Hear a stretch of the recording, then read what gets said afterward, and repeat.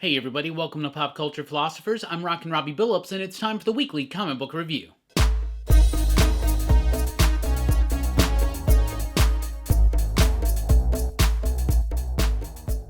That's right, everybody. Thanks for checking out the video. I am Rockin Robbie Billups. This is the weekly comic book review. It's the show where I read a lot of comic books, and I'll let you know what I thought about them, and we always start with the pick of the week.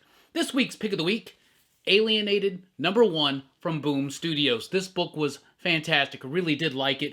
Written by Simon Spurrier with artwork by Chris Wildgoose, Andre May on the coloring. Another solid debut from Boom Studios. They've been killing it lately. Once in Future, Something is Killing the Children, Strange Skies Over East Berlin, Ghosted in LA, The Red Mother, and now Alienated. Really liked this one. I thought it was pretty solid. The basic gist of this book is that there's 3 different teenagers in a high school. They're all kind of outcasts in their own way, right? And they're kind of brought together by this mysterious alien artifact that they find in the forest, and it causes them to share like mental space. So they're like telepathic and can communicate mentally with each other, right? I really like this book. What I liked about it so much was that the characterization was spot on. Cy Spurrier did such a great job really fleshing out these characters, making them compelling, making them relatable, having them have very distinct personalities and voices. All the characters, not just the main 3, but others that are in there as well. Chris Wildgoose and Andre May, the colors, the artwork, the line work, everything about it is really cool. I really like the crisp, clean style to it. Very colorful, very much what you would expect from Boom Studios. Alienated was a great book, had a great hook in it. I really am very excited to see where this one's going to go. Got to give a shout out to Jim Campbell as well, letterer extraordinaire. Great lettering in here. The lettering is used to maximum effect. In fact, the lettering and the coloring in the lettering in particular help clue you in on who's talking to who when they get into the mental power type stuff. Alienated, very solid debut. I'm not usually the biggest fan of Cy Spurrier's work, but this one blew me away. Thought it was a great first issue. It's going to be a 6-issue miniseries. Issue 1 out this week. It's my pick of the week. If you read it, let me know what you think about it. That's the pick of the week. Let's move over to Marvel. We got a Gwen Stacy book out. Sure, why not? So it's a mini-series about Gwen Stacy. It's written by Christos Gage with Todd Nauck on the artwork. It's got a little bit of an old-school 90s kind of vibe to the artwork. The story itself is pretty decent. It's not bad. It's set in the early days before Gwen Stacy went to Peter's high school and met Peter and all that kind of stuff, right? So you do also have appearances from from Harry Osborn, from Captain Stacy, from DeWolf. A bunch of cool elements from Spider-Man history are present in this issue of Gwen Stacy. The book itself was just okay. Unless you're the most hardcore Spidey, hardcore Gwen Stacy fan, that's what I would recommend this for. If you're just trying to find a good read, I think there's a lot more great reads, especially from Marvel this week, over Gwen Stacy #1. It's okay. The artwork is a little kind of outdated, feels just a bit too 90s for me. It doesn't fit the more old school tone of the story. Maybe a more classic artist would have fit it more appropriately, in my opinion, my estimation, I should say. But Gwen Stacy was decent. It was an alright first issue. It wasn't bad or anything like that, but it just didn't really super grab me in. Gwen Stacy she's interesting enough to me, but not, I don't know. It just didn't really do much for me. But if you're a huge classic Spidey fan, a huge Gwen fan, I definitely recommend that you check it out. It's got a $4.99 price tag. It's got some meaningless backup stories that really don't have much to do with anything else in the book. And I mean, they're all right and they're kind of cutesy and fun, but I don't know. It's just okay. Gwen Stacy #1 out this week from Marvel Comics. Also out this week from Marvel Comics was Nebula. Nebula #1. Another miniseries featuring a character we're like, really? Did anybody ask for a Gwen Stacy series? Did anybody ask for a Nebula series? Well, I like this Nebula series. I thought it was pretty cool. It's written by Vita Ayala. It's got artwork by Claire Rowe, Mike Spicer. Really did like it. The artwork's a little rough, a little gritty. May not be to everybody's liking, but I do think it fit the tone of the story. One of the things that really sold me on this book is it's got a Paul Ryan, Tom DeFalco Fantastic Four villain, Davos the Devastator, appearing. What? Are you kidding me, Vita? Thank you so much for that. That's amazing. I love a callback to the 90s Fantastic Four. Anyway, this book is okay. It really kind of focuses on Nebula getting a new upgrade where she gets like this probability computer put inside of her, and it shows her. It's kind of like Morty in that episode from Rick and Morty season 4 a little bit, where you can kind of gauge the probability of the best outcomes and stuff like that. But the programming wasn't meant to be part of a BioWare or anything like that, so it obviously has its complications. Ultimately, I think this book is fun. I love Devos the Devastator being in there, but it's all right. It's nothing really. I think there's more solid stuff out this week, even more solid stuff from the writer Vita Ayala. They have a couple more books out this week that I'm going to be talking about, but Nebula, #1, is a pretty decent debut to what's going to be a pretty decent mini-series focusing on Nebula. But if they continue to pull old-school Fantastic Four villains out like that, I'm going for it. And I now just referenced a 90s Fantastic Four villain being old school, which means I am old school now. Gee, that's great. Thor #3 is out this week from Donny Cates and Marvel Comics. Thor has been amazing. It's been thunderous. It's been majestic. It's been exactly what we need out of a Thor book, especially after the giant run of Jason Aaron, which I love. Thought it's one of the best Thor runs in history, right up there with like Kirby and Simonson. Thor #3 from Donny Cates is fun. This is basically the new power of Thor, right? So he's now the Herald of Galactus. Him and Galactus are teaming up trying to stop this giant cosmic level threat called the Black Winter or something like that. So his actions could be misinterpreted or not understood by some of his former companions, namely Beta Ray Bill. So there's a giant cosmic Thor versus Beta Ray Bill fight in here that was, wow, brutal, big, explosive, and epic, all in the way that Donny Cates, and only Donny Cates, could really deliver it. Nick Klein and Matt Wilson doing the art, really liking it. Nick Klein's artwork, it's not the crispest, it's not the cleanest, but it really does hold that power. It really does have the gravity that's needed for the penciler on the Thor book. And Matt Wilson is no stranger to coloring comics and no stranger to coloring Thor. He's been coloring Thor's work and journeys for the last several years, and it continues to shine here. I really do like this book. I think it's amazing. 3 issues in, and it's solid, and it's exactly what you want from Donny Cates. Big, explosive, superhero action in that Cates manner. Thor #3 out this week. I loved it. Speaking of Donny Cates, we got Venom #23 out this week, continuing the Venom Island story. This has got some interesting twists and turns. Now, basically what's happening is from the fallout of Absolute Carnage, the Venom symbiote's been infected with the Carnage Null type stuff, right? And so Venom has gone off to Venom Island, the island that he trapped Spider-Man on back in the 90s in that Larson issue. They just did a facsimile of it. So he's dealing with that. He's symbiote-less right now. He's without a symbiote. And he's basically Eddie Brock meets Rambo. It's Brockbo. Seriously, and it's fun. You even have him cauterizing a wound. Just like Rambo. This is totally a love letter from Venom to Rambo is what this is. And it works. I really like it. It's got classic Venom artist Mark Bagley. Really does kind of fit the vibe of the story. Always like seeing Bagley come back to do a Venom story, especially when Donny Cates is writing it. Some interesting developments about Dylan. Not Dylan's comics, but, Dylan Brock. But both those Dylans, there's something up with them. You always got to worry about them. Just kidding.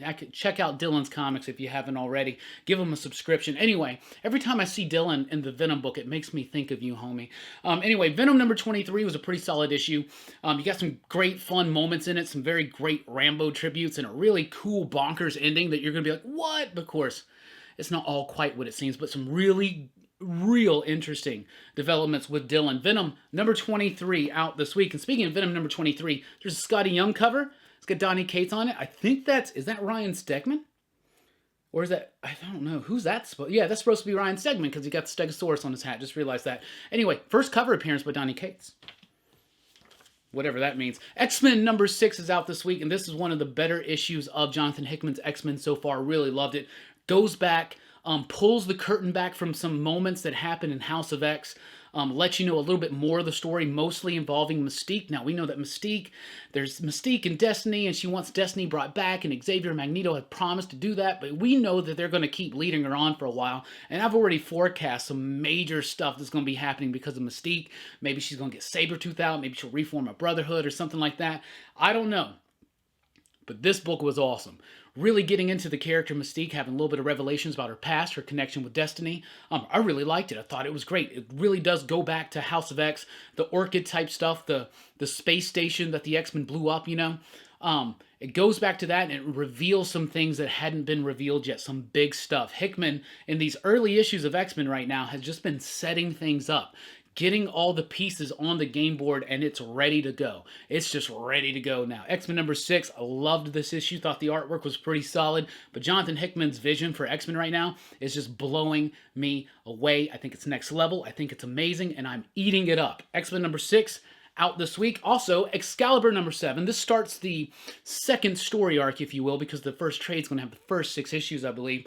I'm really kind of getting more into this series now. It was kind of up and down for me. I wasn't always the most interested, but now that we've had the conclusion that we had in issue number 6, now the direction can go. You got some Pete Wisdom stuff in here. You got Betsy kind of getting used to her new role as Captain Britain. You got a little bit of Gambit being kind of emo. You got Rogue kind of being tough and cool like she usually is. You got fun stuff with Jubilee. You even got Richter thrown in there, right? But I'm really liking it. Some great apocalypse moments in this issue too. And that's why I continued to read this one, even though it wasn't really blowing me away at first, was because it is the X book that features Apocalypse the most, and Apocalypse is up to some stuff, and he's doing some crazy stuff, and I'm really liking it. Teenie Howard's doing a great job right now with these characters, and keeping me interested in this book.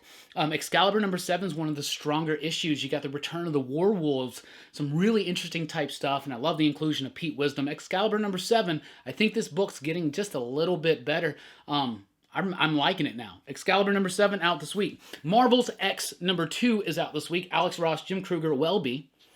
The first issue I thought was okay. This is a prequel to Earth X. So you could almost see it as like a bridge between Marvel's and Earth X. And Earth X is this like post-apocalyptic vision of the Marvel future in which everybody gets mutant powers, right? So this is about the plague that happens that gives everybody their powers except for this one kid. So now everybody's going to be after this one kid. Maybe there's something up with him. Maybe he can find the cure, something like that. I really like this issue. Very solid. It's a great spotlight on Spider-Man and Daredevil. Some really great moments, including Ghost Rider. Really did like this one a lot better than the first issue. I thought the first issue was solid. It was decent, but it didn't really completely grab me in. But I'm a huge fan of Earth X, huge fan of Marvel, so I was definitely going to continue to check this one out. And I'm glad I did, because issue number 2 was really solid. I like the artwork. It really does kind of throw you back into that Jean-Paul Leon Earth X type vibe, and I really like that a lot. A little bit older Spider-Man, a little bit more tragedy has struck in his life. So I like that kind of stuff, and I think this is a great bridge into Earth X. And if you've never read Earth X, it's so amazing. We got a lot more Marvels type stuff from Ross and even Busick coming back out soon.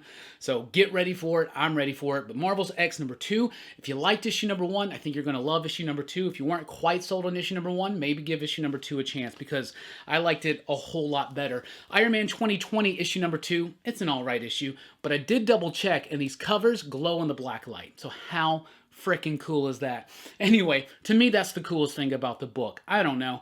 I'm a big fan of Arno Stark, the Ironman 2020. I ate that stuff up when I was a kid. I thought it was super, super cool. I even did double check, and I have the Machine Man series. That is the first appearance of Arno. If you don't have that, there's like a reprint. We'll talk about that in a second. That's out this week, a True Believers $1 special. But this is all right. So you got like this idea that Arno is now Tony, or Arno is now Iron Man. Tony is thinking that he's not really Tony, he's just artificial intelligence, but it's basically about AI and the robots and sentient artificial life against humanity. They're like trying to revolt against humanity. That's kind of what's going on in here. It spins right out of what Dan Slott and company were building in Iron Man. I've skipped out on a lot of that one, so there are elements where you feel a little loose, a little jumpy, a little like, oh, I missed a little something, but they do a great job of getting you caught back up. But it's just not super engaging, not super enthralling, and it's got a lot of tie-ins, it's got a lot of little one-shots, all that kind of stuff, and I don't know if that's really justified for this book. This really should have just been the next story arc of Iron Man. You didn't need its own series. But I'll tell you what, those covers are freaking cool, and like I said, they glow in the black light. I can confirm that. Hawkeye, Freefall, number 3, Matt Rosenberg. Matt Rosenberg? Who's Matt Rosenberg? Probably his cousin. Matthew Rosenberg and Otto Schmidt doing a great job on this series. Issue number 3 really just keeps it going. It's funny. It's got a great sense of energy and action and flow to it. I'm loving this book. It's so much fun. If you like the Fraction run of Hawkeye, no reason why you won't like this one. If you like Rosenberg's take on Havoc, for instance, on his Astonishing X-Men run, you're going to like this. You got the Hood. I'm always down for a great Hood story. The artwork by Schmidt is absolutely fire. Like I said, very kinetic, and it glides across the page. This has got a great sense of flow and humor and dialogue as well. Something that Matthew Rosenberg really shines at times is his dialogue, and especially when it's a comedically timed dialogue, and it's something he does really well. Plus, you got the whole mystery of who is this new Ronin. Hawkeye's after him. What's going on? Everybody thinks it's him. Is it him? Is it not him? There's the mystery that's going on, but there's also just lots of fun that's being had in Hawkeye. Hawkeye Freefall number 3 out this week. Really did like it. Ghost Rider. This is Spirits of Ghost Rider, Mother of Demons, #1. This is completely not on my radar. I didn't even realize this was coming. It shows you how much I pay attention at times. This is basically the next issue of Ghost Rider. So you've been reading Ed Brisson's Ghost Rider. You definitely want to check this out. I'm starting to check out of that Ghost Rider run. It's starting to get a little boring to me. The whole Ghost Rider, Blaze King of Hell. At first I was kind of getting into it, but it's just kind of been dragging along for me. Hasn't really been engaging to me. This is a big one-shot special, I guess, that it reveals what's been up with Lilith, why she looks different, what her plans are, what she's trying to do. But it also does have some actual Ghost Rider type stuff in it. So if you were reading the Ghost Rider book and you are liking it, do not skip this. However, if you're not really liking that Ghost Rider series, I would skip this. It's okay. And if you're not reading Ghost Rider story at all, there's really no reason to pick this one up. Anyway, it gives you the backstory on Lilith, so if you're not aware, if you weren't around in the 90s for the Midnight Suns type stuff, which I ate that stuff up too, those black covers, oh my god, with the gold, I'd rather read that than this, to be honest with you. Ed Brisson's take on Ghost Rider at times really works for me, and at times it just kind of doesn't. Like I said, they've only done 4 issues of that series in this one shot, but I'm already feeling like the story's dragging, and I'm just not that interested. I don't know. This was okay. Didn't really like it that much. Immortal Hulk #31. I'm starting to like this book a lot more as it goes on. It's taken a definite different turn. Definitely somewhere different than we were expecting. It doesn't quite lean into the whole horror aspect like it quite was. And that was one of my problems with it at first, is it came out straight out the gate, Immortal Hulk did, and it was like, we're a horror comic. Then it was like, oh, but we're also very tied into Marvel superhero type stuff. Now it seems to be more in on that, but I'm kind of getting into it. It's fun. Joe Bennett still pumping out some of the best artwork of his career. It's big and it's explosive. Hulk looks so scary. You got an appearance of the original Hulk, the one that looks like a big blue yeti. A big white yeti. I really like that. Really fun. An interesting take on it. I did like it. I thought it was neat. But Immortal Hulk is kind of slowing in its momentum, just a bit, I would say. And I think it's been leaning out of the shock factor, out of that horror aspect, right? And I think it's starting to kind of lose a little bit of its steam because of that. So something big's got to happen in this. We need to wrap up this story and then get into something bigger and better very, very soon, because the audience is not going to be down with this book for too much longer if it keeps just kind of dragging out its story and keeps like not raising the stakes issue to issue. And that's something that really needs to happen, because that's what it did for its first year. And that's one of the reasons why interest in this book blossoms so much. So I think that they need to kind of kick the momentum back into gear on Immortal Hulk, but I have been liking it these last few issues, and this issue is no exception. Amazing Spider-Man #39 is out this week. I'm so over Amazing Spider-Man, but I am glad I read this one, because this is a podcast interview between J. Jonah Jameson and Peter Parker. So that's fun. Then you got this backup story with Chance and some other, C-list, D-list Spidey villains. That's something Nick Spencer's been kind of pulling out, and at times with characters like Boomerang it works, and then at times with Chance it just doesn't. However, I really liked this podcast conversation that J. Jonah Jameson has with Spider-Man. It's really cool. So they're kind of buddy-buddy now. They're kind of friends, but you get them in a room together and have them start talking, well, sparks will fly. So I really did like that aspect of this issue. But Amazing Spider-Man in general, its direction's kind of just wearing thin on me. Seems like we're really not going to learn too much more about this Kindred dude until like issue 50. That's going to be the big thing, obviously, what we're building up to. We'll see how it pays off. I'm down to see how it's going to pay off, but like with a lot of Nick Spencer stuff, sometimes it just goes on too long. I think a lot of his stuff goes on for just too long. His Ultimate X-Men run, too slow, too long. His Hunted run just within Spider-Man went on too long, too slow. Secret Empire, too long, too slow. Lose interest very quickly in some of the Nick Spencer superhero work. However, like I said, I really did like the interaction between Jameson and Parker in this. Thought it was pretty nifty and solid. Morbius, the Living Vampire, issue #4 is out, and Vita Ayala continues to make a very fun tribute to 70s and 90s Morbius the Vampire. They really know what they're doing. I like the artwork. It's gruesome, it's grotesque, it's very violent, more violent than I thought this book would be, and I think that this is Ayala's best book at Marvel right now. Really solid. I really like this one. If you're a hardcore Morbius fan, if you like those old school 70s books, if you like the 90s stuff, I highly encourage encourage you to check it out. It definitely has that tone, it has that vibe, but kind of amped up in its violence and melodrama at times, but I just eat that stuff up. That's the phrase of the night, eat that stuff up, apparently. But anyway, this book may not turn you into a Morbius fan. Maybe you already have to be a Morbius fan, but I did like it, and I am liking this book a lot. Issue number 4 is out this week. Morbius has a blast from the past come back to bite him in the ass. Hey, that kind of rhymed. Jessica Jones' Blind Spot, number 3, is out this week. Kelly Thompson doing a great job with the character. I would love to see her do more with this character. This series actually already wrapped and completed digitally like a couple years ago, so you can already get the trade paperback if you don't want to wait for the issues. But the issues are a really nice read, and you can tell that Thompson really loves Elsa Bloodstone, and this is a great job. Half of this issue is Jessica Jones out working with Elsa Bloodstone, killing monsters and stuff like that, and of course running her investigation. This has got a crazy murder mystery going on. You got a nice cliffhanger ending here. If you like Jessica Jones, you're going to love this book. Kelly Thompson understands the character. And then Mateo de Iulis, amazing artwork. Really, really like it. Jessica Jones, Blind Spot, number 3, out this week. We got a facsimile edition of Wolverine number 1, written by Chris Claremont with artwork by Frank Miller. So if you never had a chance to get a copy of this, which it's not that rare, and it's not that rare in really good condition, so you can actually find it and get it, and it's a great issue. 1, 2, and 3, and 4 was a great series. The brown costume, all that stuff. This is a very famous cover, but there is a nice facsimile edition of it out right now with that really cool old school Megaforce ad, which is well worth the price of admission. True Believers, those are the $1 reprints. They're Ironman 2020 themed this month, so this is the first appearance of Albert. Right? This is like Wolverine 37 or 38 or something like that. Albert was the cyborg Wolverine. I loved his action figure when I was a kid. I loved that character when I was a kid. So it's really cool to have this again and get to revisit it just a little bit. And yeah, there it is right there. The Machine Man issue that has the first appearance of Arno Stark.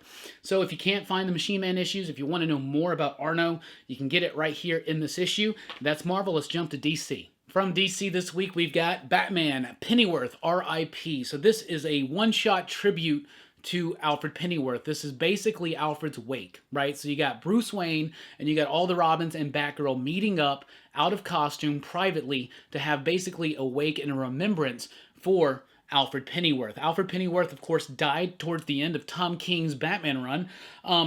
And it has come out, Tom King has pretty much confirmed that he didn't intend on Alfred to actually stay dead, but it was DC editorial that made that decision. They wanted that moment, and they're riding with it, right? So that's probably why this is a little bit late, right? I think this should have come out maybe a couple of months ago when it actually happened. However, it's a really nice issue and a really nice fitting tribute to Alfred Pennyworth and his legacy, and important to not just Batman, but to the Bat family. You got Damian, you got Jason, you got it's Rick Grayson, not Dick Grayson, which is, now that he's already back to Dick Grayson, it's a little weird that it's Rick Grayson, but whatever, right? It does have a nice little point towards the end there, and of course Damian and Tim as well, and Barbara. Really liked this issue. I thought it was solid. It's written by James Tynion and Peter Tomasi, so both of the Bat architects right now, the Batitechs. Is that what you would say? Anyway, I thought it was really good. So if you've been following the Batman stuff, definitely want to check this out. There are a little bit of allusions to what's going on in both of those books right now. But it's not super essential or anything like that. But if you really want to have a nice, impactful moment to kind of reminisce and remember Alfred, that's what this is. And I thought it was a great one-shot, really solid and well done, and it kind of hit those moments. Also, you got great artwork from Eddie Barrows and others. So I really did like this. Highly encourage you to pick it up if you're a Bat fan. From DC Black Label, we got Harley Quinn and the Birds of Prey, Book 1. Well, the Harley Quinn movie came out with the Birds of Prey and all that, and I loved it. We did a movie review for it. It's on the channel right now. You should totally check that out. Filled with spoilers, but like the first 5 minutes, has no spoilers or whatever. Anyway, so this is a book that's kind of, brought out to tie up with it. So it's Harley Quinn and the Birds of Prey. You got Renee Montoya, you got Black Canary, you got Cassandra Cain, and you got Huntress. So you got the exact same characters from that movie. This is done by Amanda Conner and Jimmy Palmiotti. I was never really a big fan of Conner and Palmiotti's Harley Quinn work.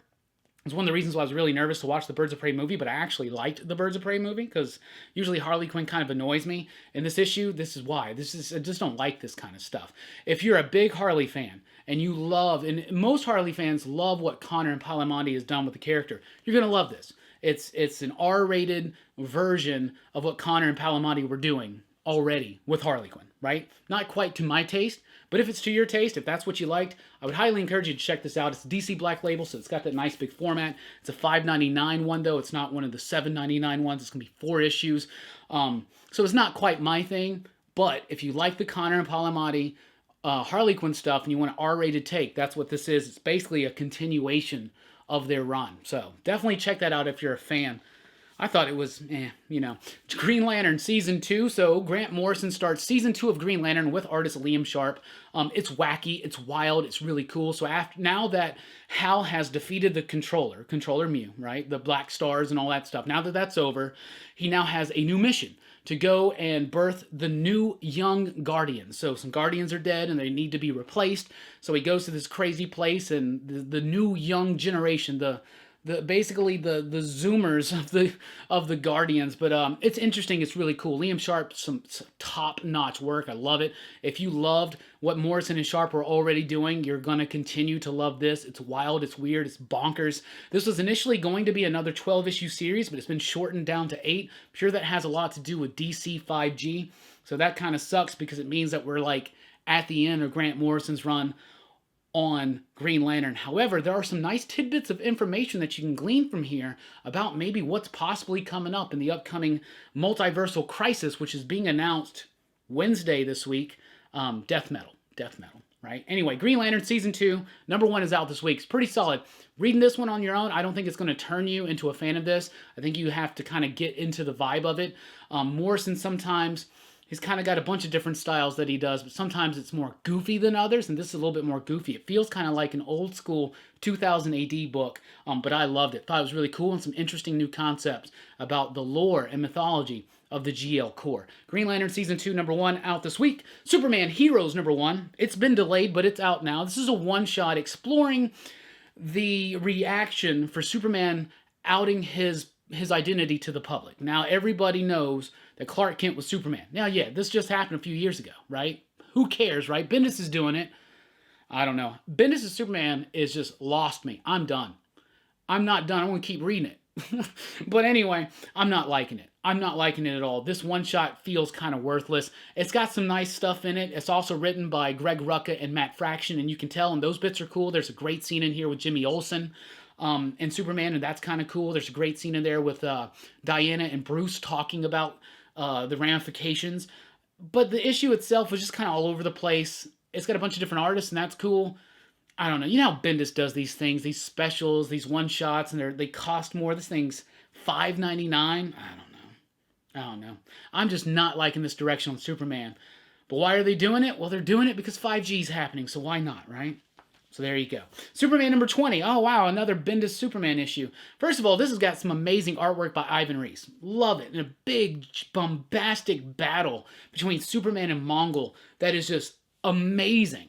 If only I cared about this story. If only if I was invested in the character right now. I really think that Bendis kind of started strong, especially on the Superman proper title, but it's been losing me, and now I'm lost. But really, Bendis gets to work with the greatest artists. I've always wanted Ivan Reis on a Superman book. I've always wanted to see him draw Mongol versus Superman for like a whole issue, just big, giant, explosive superhero action. And you get it. But I'm not invested in the story, and I just don't care anymore. Anyway, Superman number 20 is out this week, if you do still care. Batman's Grave number 5. Warren Ellis knows how to write a Batman comic. I love it. Like all the other issues before, this is mostly an action scene and a little bit of detective work. A little bit of mystery, right? And I'm loving it. Brian Hitch is able to just make that action pop. It's brutal. You'll feel every single hit. I love it. Some great interactions between Gordon and Batman. And here, Warren Ellis knows how to economically write dialogue, and he does it masterfully in this one. And the way that this sets up, the way what's coming in the next issues, I'm very, very excited. It's basically going to be Gordon and Batman against Arkham. Really fun stuff. I'm really liking this. Right now, this is probably my favorite Batman book. It's going to be 12 issues. This is issue number 5.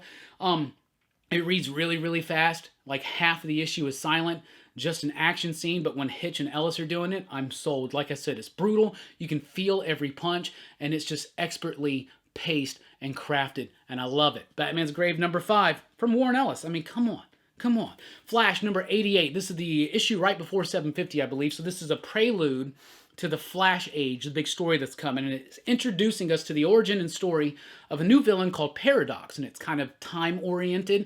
And it's kind of neat. And it really kind of spans the history of the Flash and the history of Joshua Williamson's run. Joshua Williamson's had one of the most consistent runs on a DC character throughout all of Rebirth. He's been the writer since the Rebirth special in issue number 1, and he's just done such a fun, great job with this, keeping me interested, keeping the character going, the momentum of the book. It's very fast. The artwork by Howard Porter in here is so amazing. Some of the best work I've ever seen out of this cat, and this cat's a veteran in the industry, right? But Flash number 88 was a really cool introduction to this new villain and a setup to what's going to happen in 750. And when you got the Flash, and you got a multiverse crisis coming on the horizon, and you're dealing with time travel and all that kind of crazy stuff, yeah, I'm completely sold. Pay attention to the Flash books when there's a crisis approaching.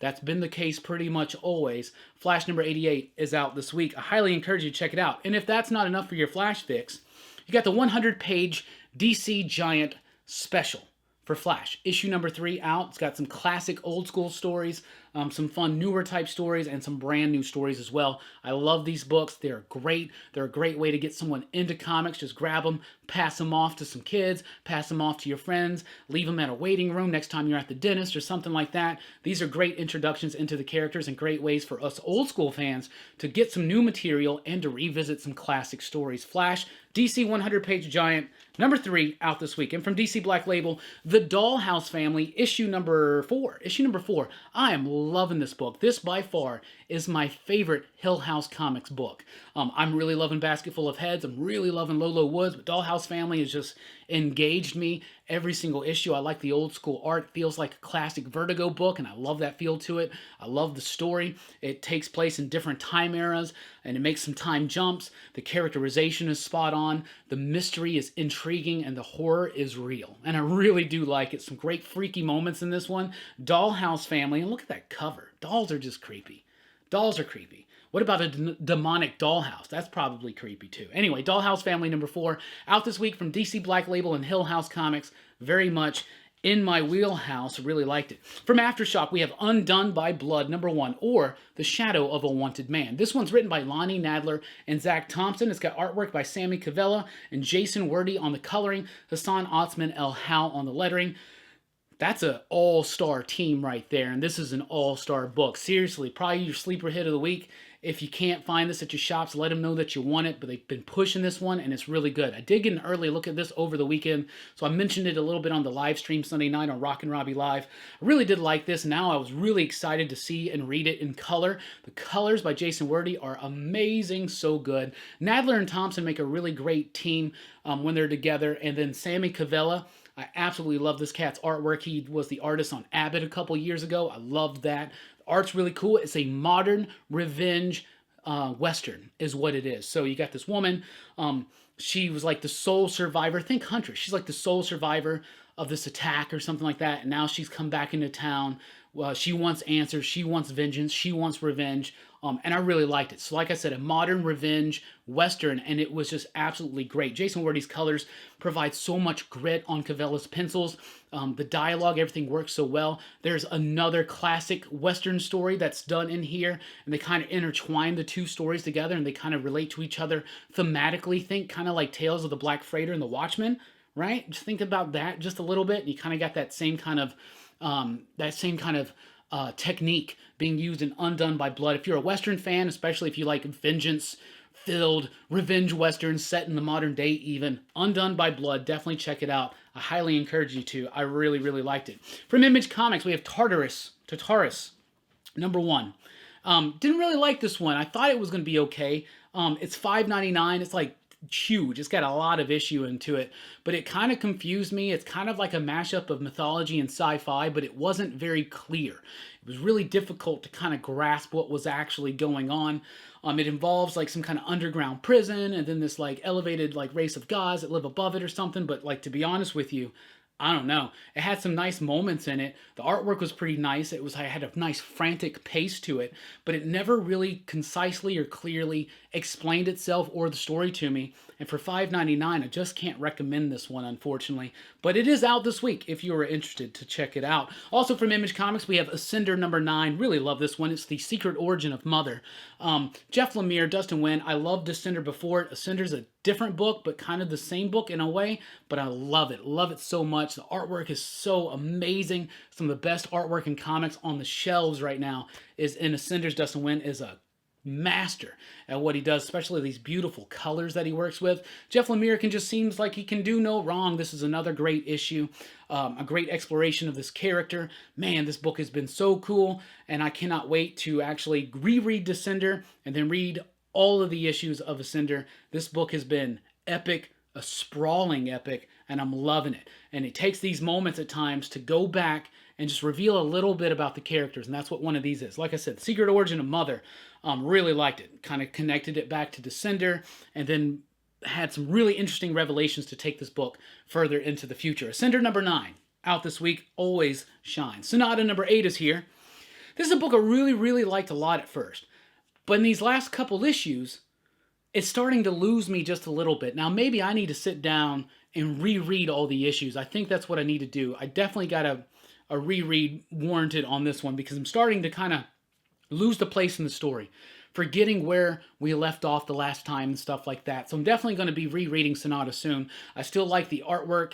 It doesn't feel stiff like you think it would because it uses like computer animation and kind of stuff like that, but I really do like it. But I am getting a little bit lost with this story, so I think that's more on me, so I definitely need to sit down and reread all 8 issues of Sonata. Really did like it a lot for that first arc, but these last 2 issues, which are the new arc, and maybe the new arc's just not as strong as the first one, but that's definitely something that a reread is going to clear up for me. So you'll hear me talk more about this next month when issue number 9 comes out. Hopefully by then I'll have done a reread, but if you've been enjoying Sonata, why not?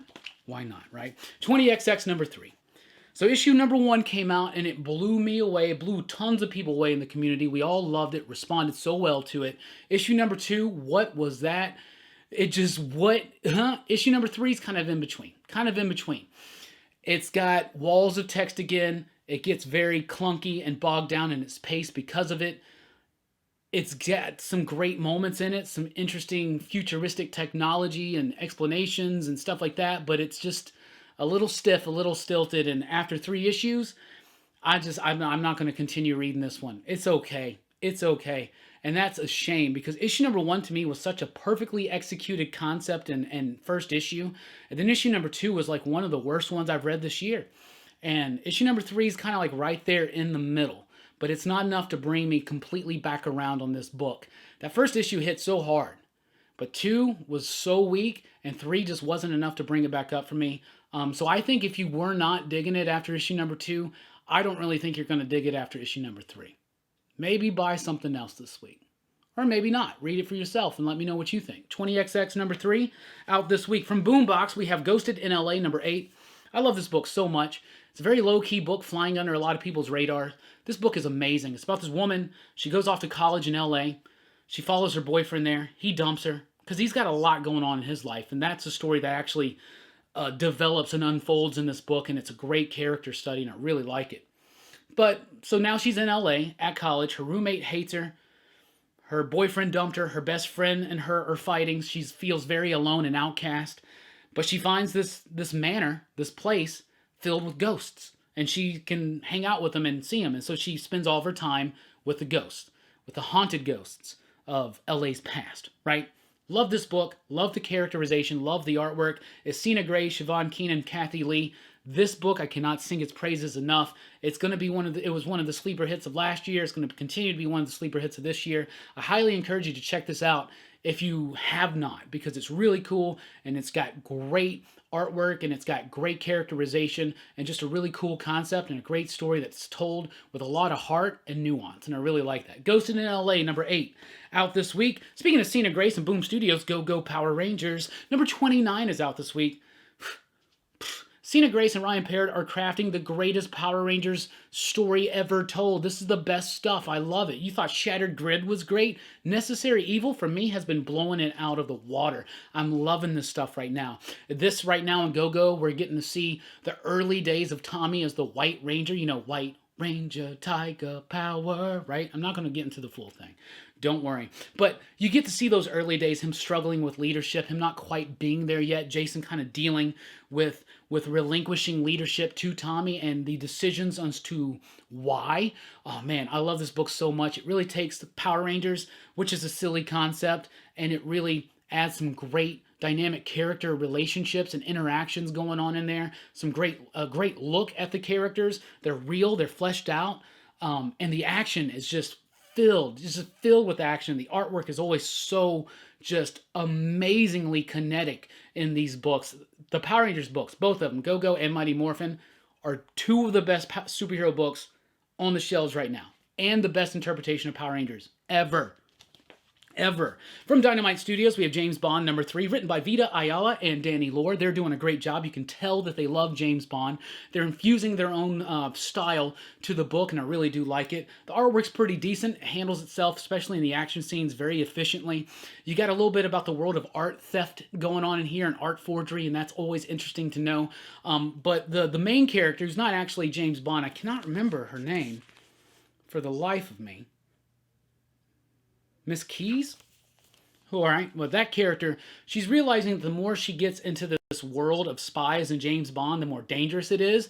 But the art world's, you know, art theft and all this kind of stuff is very interesting to me, and I really like it. If you're a whole super hardcore James Bond fan, I highly encourage you to be checking this one out. And issue #3 has got this amazing, like, pull-out gatefold cover from Jim Chung. And that right there is worth the price of the book itself, at least for me. But I'm a Bond fan, and I like this book, and I know Brian's liking it. And Vita Ayala and Danny Lore, they are two amazingly talented writers, and it's really cool to get to see them unleash their love of James Bond onto the comic book industry. That's it, what we got for you, but I do want to point out that She Said Destroy from Vault Comics is out in trade paperback this week. It's been a long time coming. This book is fun. It's vibrant. It's got beautiful coloring in it by Rebecca Nalty. It's got great lettering by Melanie Ujimori. The writing by Joe Corallo was great. It's basically about the goddess of death versus the goddess of life. And the goddess of life is the bad guy, right? She's this evil, tyrannical, galactic overlord trying to wipe out the last pocket of resistance, which is this cult that worships the Morrigan, worships death.